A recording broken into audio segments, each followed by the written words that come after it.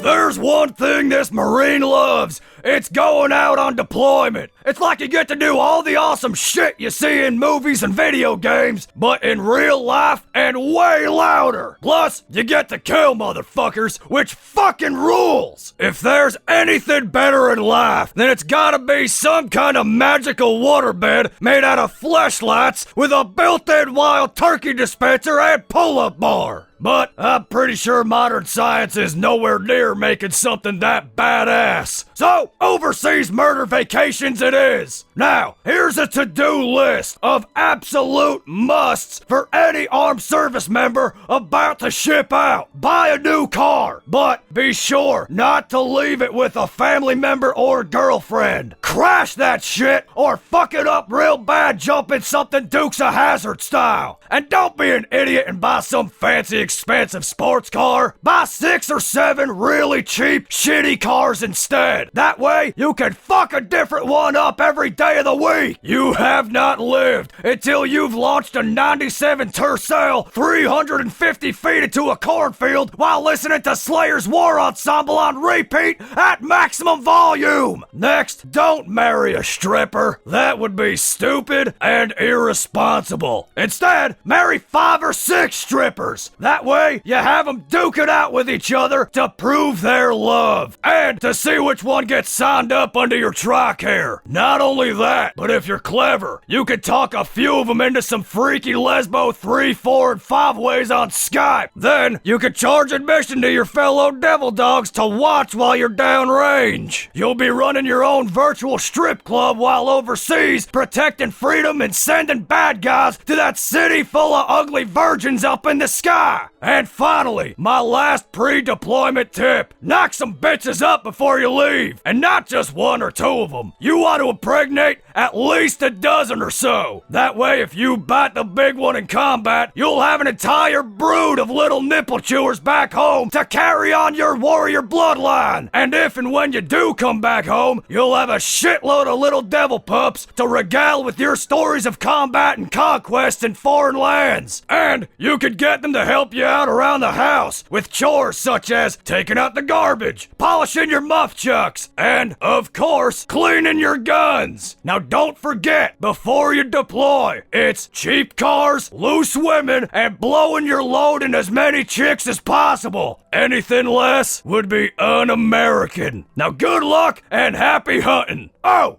and one more thing. Go fuck yourself!